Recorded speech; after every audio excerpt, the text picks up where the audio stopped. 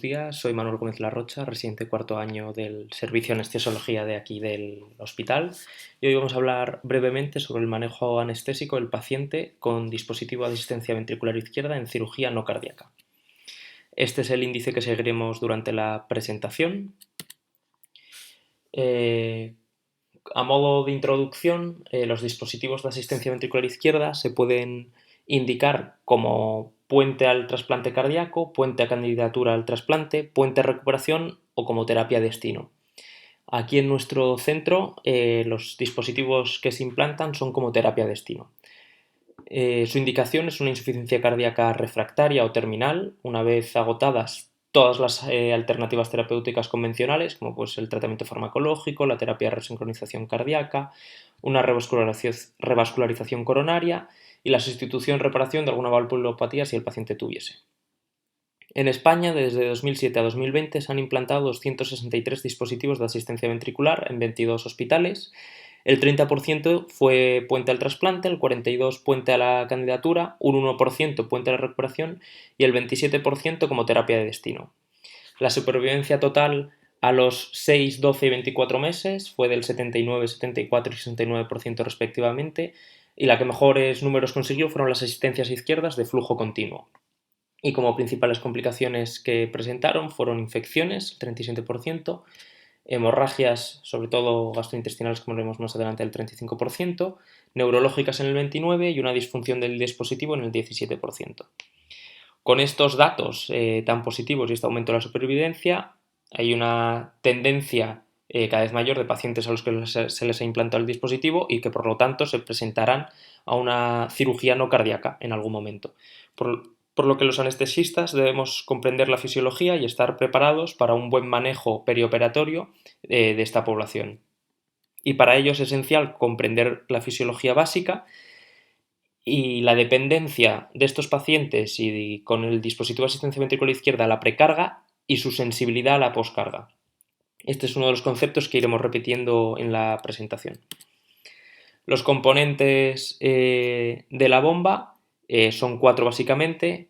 Bueno, antes el HeartMate 3 es actualmente el dispositivo que más se implanta a nivel mundial y es el que se pone aquí en Son Espaces. Y está la bomba que va con el implante pericárdico conectado al ventrículo izquierdo, un cable de impulsión que conecta esta a la miniconsola desde la que se controla, los parámetros de dicha bomba y luego unas baterías que proporcionan hasta 17 horas de autonomía. Los parámetros de estos dispositivos son fundamentalmente 4: la velocidad de la bomba, el flujo, el índice de pulsatilidad y la energía. En la tabla de la derecha tenemos los parámetros con los que suelen funcionar estos 3 dispositivos de asistencia ventricular izquierda. Recordar que el de la derecha del todo, el HeartMate 3, es el que más se implanta y es el que usamos aquí en nuestro centro.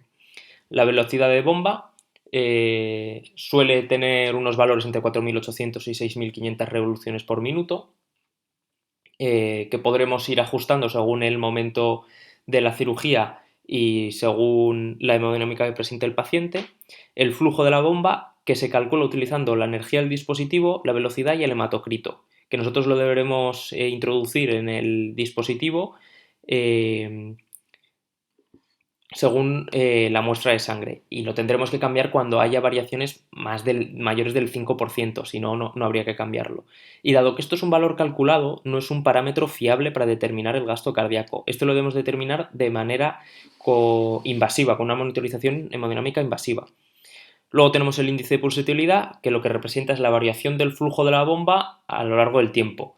Y los valores deben estar entre 2 y 4. Valores muy altos, por encima de 4, representan una excesiva variación del flujo, por lo que en estas ocasiones se debe considerar aumentar la velocidad de la bomba. Y valores bajos, menores de 2, podrían ser debidos a fenómenos de succión. Que si sospechamos un fenómeno de succión, lo que tenemos que hacer es primero evaluar si es algo transitorio o reversible, como puede ser un cambio postural durante la cirugía, un acceso de tos, un valsalva, o si es algo más grave que persiste y que incluso puede llegar a tener signos o síntomas el paciente.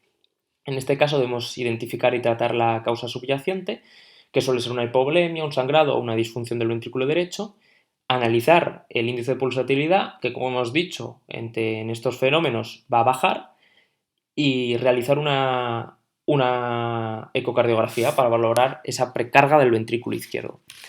Y el último parámetro es la energía, que un aumento de la energía podría indicar una trombosis de la bomba, un aumento repentino. Obviamente, si aumenta la viscosidad, la bomba, para mantener ese flujo, va a aumentar el consumo de energía. Y de hecho, aumentará el flujo cuando aumenta este consumo de energía. Como hemos dicho, el flujo se calcula usando la energía. Entonces, puede haber un aumento falso, que no va a ser real, de incluso hasta 10 litros por minuto de este flujo.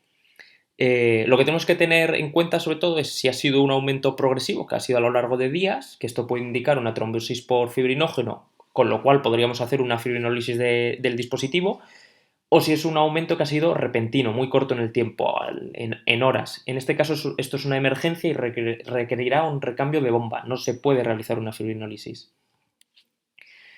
Luego, el flujo generado por la bomba depende principalmente de la velocidad de esta y el gradiente de presión, que el gradiente va a ser la diferencia entre la presión del ventrículo, que es la entrada de la bomba, y la presión aórtica, que es la salida de esta. Y situaciones en las que aumenta mucho esta presión, este gradiente de presión, ya puede ser por un aumento de la poscarga o porque ha disminuido el llenado del ventrículo izquierdo, el flujo de la bomba también va a disminuir.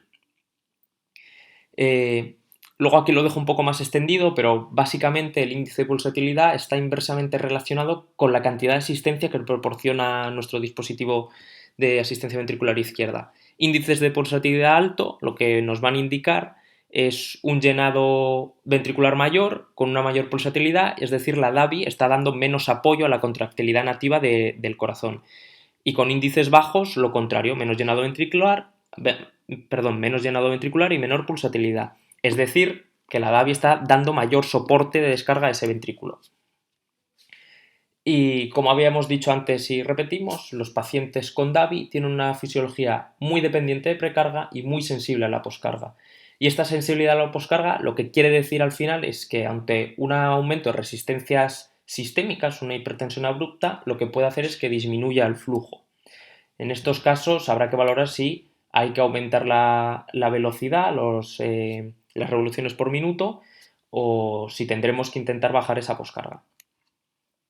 En cuanto a la evaluación preanestésica, las DAVI funcionan bien cuando el ventrículo derecho ceba adecuadamente al ventrículo izquierdo, le da una adecuada precarga, como hemos dicho.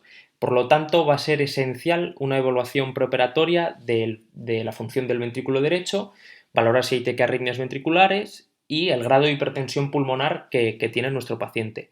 Debemos revisar el historial médico del paciente como siempre y en específico del dispositivo, ver qué dispositivo es, cuándo se ha implantado y los valores actuales de los parámetros que hemos comentado de este para ver cuáles son los ideales para el paciente. También habrá que inspeccionar el cable de impulsión, el sitio abdominal donde se ha externacionalizado, para ver cualquier signo de infección o cambio que pueda haber en el perioperatorio.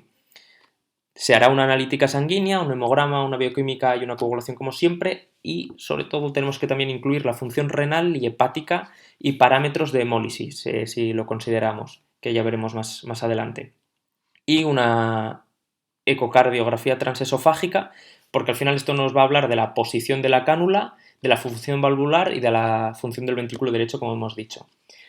Y como inciso, si el paciente en el momento que se le implantó la DAVI tenía una insuficiencia aórtica severa, puede ser que le hayan hecho un cierre de la válvula. En estos pacientes, claro, su corazón nativo en ningún momento va a generar ningún flujo directo. Estos pacientes son completamente dependientes de la DAVI. Esto tenerlo en cuenta.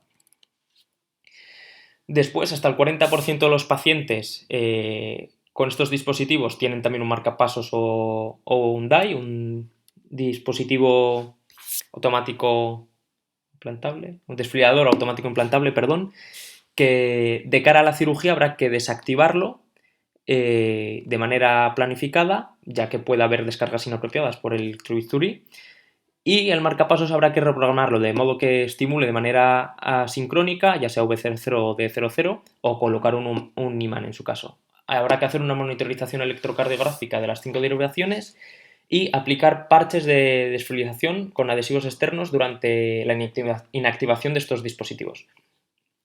Después, el manejo de anticoagulación. Estos pacientes están anticoagulados con el Sintrom y suelen tener casi siempre el antiagregante, suelen tener una DIRO.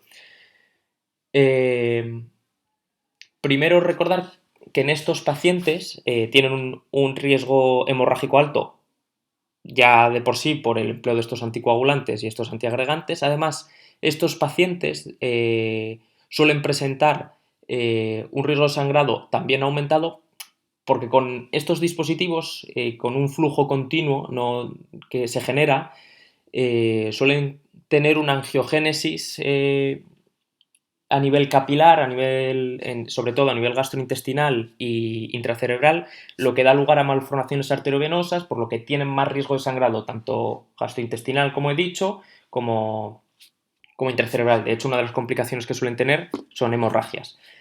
Entonces, inicialmente se les recomendaba tener un INR de 2,5 a 3,5. Más adelante se vio este riesgo aumentado de hemorragias y las complicaciones que tenían, porque además, no lo he comentado, pero también desarrollan una enfermedad de von Willebrand adquirida debido a la proteólisis que genera la bomba. Entonces, al final hubo un consenso de que era mejor mantener un INR dentro del rango bajo, es decir, entre 2, 2,5. Por lo tanto, en cirugías con bajo riesgo de sangrado se puede mantener la anticoagulación y la antiagregación, hay que extremar las medidas locales por la hemostasia, y si hay un sangrado de mucosas, como puede ser dentales, de la nariz, nasales, se puede recurrir a tratamientos antifibrinolíticos tópicos, como el ácido tranexámico. Y si es un procedimiento con alto riesgo de sangrado, pues como siempre habrá que retirar el antiagregante, suspender la anticoagulación oral, y en algunos sitios recomiendan una terapia puente con heparina de bajo peso molecular a dosis terapéuticas, y en otras dicen que es mejor que se evite si se puede. No hay un consenso para este manejo. Pero bueno, la mayoría que he visto es intentar evitar la terapia puente si se puede. Y monitorizar de manera estricta los parámetros de la bomba por el riesgo de trombosis que va a haber al haber retirado la anticoagulación, y un control de los marcadores plasmáticos de hemólisis, como puede ser la aptoglobina. Y una vez finalizado el procedimiento, reiniciar el tratamiento antiplaquetario y la anticoagulación lo antes posible cuando ya se asume un riesgo de sangrado aceptable. Y en cirugías emergentes, en neurocirugía o en oftalmo, se puede revertir este efecto usando plasma fresco o concentrados de complejo protrombítico. Y lo dicho, recordar, un INR mayor de 2,5 va a tener mayor riesgo de complicaciones hemorrágicas en estos pacientes. El manejo intraoperatoria. La mayoría de pacientes con DAVI reciben una anestesia general para las cirugías no cardíacas. Es una opción segura hacerlo con una anestesia local o con un bloqueo locorregional con sedación, sobre todo en cirugías de extremidades superiores e inferiores. Y aunque la anestesia neuroaxial no está contraindicada de manera absoluta, es verdad que la literatura que respalda su uso es muy escasa, muy limitada, y es muy infrecuente su uso, en menor del 1% en lo que he revisado. Y luego, hasta el 72% de los pacientes con DAVI van a requerir un apoyo farmacológico cardiovascular de manera intraoperatoria, por lo que tenemos que tenerlo en cuenta. Y debido a que estos pacientes tienen una contractilidad nativa ya muy reducida de por sí, y el dispositivo, la DAVI, lo que genera es un flujo continuo, al final lo que va a pasar es que estos pacientes no tienen una presión de pulso o es muy baja. Y una presión de pulso menor de 15 milímetros de mercurio, al final esto no es palpable y por el manguito Lapani no va a detectar la presión. La manera que tenemos de monitorizar estos pacientes de manera la hemodinámica, pues va a ser con la presión arterial media, y que lo vamos a medir mediante una cánula arterial que tendremos que insertar, tendremos que colocar con el ecógrafo, ya que, como he dicho, no vamos a palpar pulso. Y luego la oximetría por pulso tampoco la detectará, ya que no tenemos pulso. La manera que podemos medir la oxigenación de los tejidos, una va a ser mediante gases arteriales y otra que podemos hacer es con oximetría cerebral para garantizar una correcta oxigenación, una correcta perfusión a nivel cerebral. Después, el llenado adecuado del ventrículo izquierdo es esencial. Como hemos dicho, depende mucho de precarga estos pacientes y son muy sensibles a la poscarga. Como he dicho, esto es un concepto que repetimos. Lo que quiere decir que si hay un aumento brusco de las resistencias vasculares sistémicas o pulmonares, puede haber una disminución del flujo de la bomba. Por lo tanto, tenemos que tener una adecuada profundidad anestésica y una analgesia adecuada, tanto en el momento de nuestra laringoscopia como en los procedimientos quirúrgicos en los distintos eventos. El objetivo va a ser una presión arterial media entre 70 a 85. Podremos usar medicamentos antihipertensivos y los betabloqueantes se pueden usar también, pero tenemos que tener cuidado, en especial en pacientes con disfunción del ventrículo derecho. Y como hemos comentado, son muy sensibles a la poscarga y un aumento brusco de esta, lo que hay que tener cuidado es porque puede generar eventos de isquemia miocárdica, de isquemia cerebral, arritmias ventriculares o lesión de órganos terminales.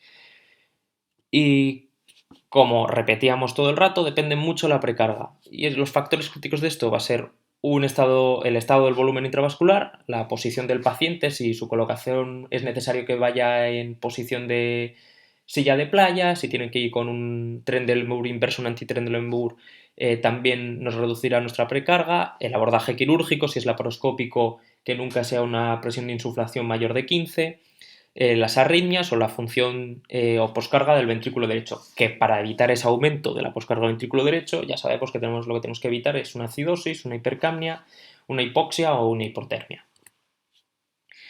Y después tendremos que fijarnos también durante la cirugía de manera intraoperatoria los valores del índice de pulsatilidad, que no debe haber grandes variaciones de este. Una caída significativa del índice de pulsatilidad, normalmente de manera intraoperatoria, lo que suele indicar es un volumen intravascular bajo, una hipovolemia debido a un sangrado quirúrgico. Lo que tendremos que hacer es una reposición mediante fluidoterapia teniendo cuidado o una transfusión de concentrados de hemátides. Otras posibles causas en los cambios de índice de pulsatilidad van a ser arritmias, cambios repentinos de la velocidad de la bomba o fenómenos de succión, como hemos comentado, que suele ocurrir por un ventrículo izquierdo vacío. Y esto lo podemos confirmar con una eco. Y el manejo que tenemos que hacer inicialmente es bajar temporalmente la velocidad mientras realizamos una terapia para aumentar el volumen intravascular. Lo que tenemos que saber es que el HERMI 3, cuando detecta cambios mayores del 45% del índice de pulsatilidad, la propia bomba ya va a bajar la velocidad de manera automática y posteriormente irá subiéndola paulatinamente. El resto de bombas no lo hacen, el HERMI 3 sí. Y luego, causas más frecuentes de disminución del flujo interoperatorio, pues la hipovolemia y la disfunción del ventrículo derecho, que tendremos que diferenciar porque el manejo va a ser distinto si se trata de uno o de otro. Luego, las arritmias pueden afectar a la función del ventrículo derecho, por lo que a ser posible el paciente tiene que permanecer en ritmo sinusal todo el rato. Las causas más frecuentes de esta arritmia, si ya tiene antecedentes de arritmia, pues tendrá más riesgo. Anomalías de electrolitos, que el efecto de fármacos inotrópicos, o una irritación mecánica de la pared ventricular por la cánula, como pueden ser los eventos de succión que hemos comentado. Si tiene una taquicardia ventricular o una FA con frecuencias rápidas que comprometen el flujo de la DAVI o el estado hemodinámico, pues tendremos que cardiovertir. La infusión de amiodarona se puede usar y los betabloqueantes también, pero lo dicho, con precaución. Y en arritmias ventriculares recurrentes que son difíciles de tratar, nuestro objetivo de la presión arterial media van a ser de 80 para asegurar una correcta perfusión coronaria. Y luego, como pincelada del soporte vital avanzado en estos pacientes, como hemos comentado, no van a tener pulso, la evaluación del pulso no se va a poder realizar, la presión arterial invasiva tampoco, por lo que se cambia el concepto de pulso por el de perfusión. Y luego, las dos causas más comunes del fallo de la bomba son la desconexión a la corriente, a la energía, y el fallo de cable de impulsión, por lo que tenemos que primero evaluar que están correctamente estas conexiones y confirmar que está enchufado a una fuente de energía.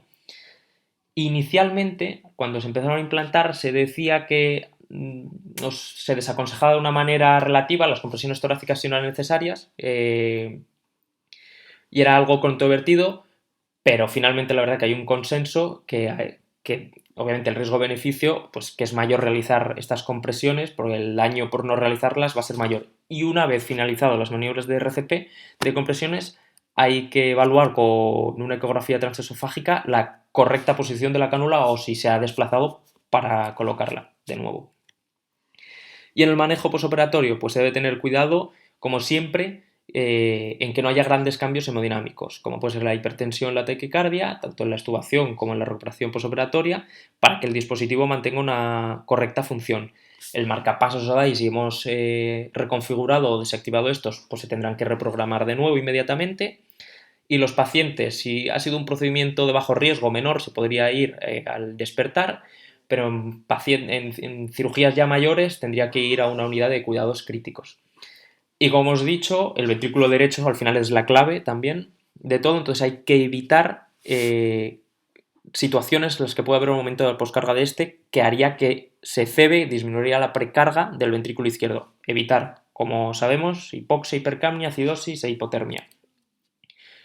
Como conclusiones, pues para tratar de forma segura y exitosa a los pacientes con DAVI sometidos a una cirugía no cardíaca, los anestesiólogos tenemos que conocer el tipo de DAVI, sus parámetros y comprender la fisiología que les hace tan dependientes a la precarga y tan sensibles a la poscarga.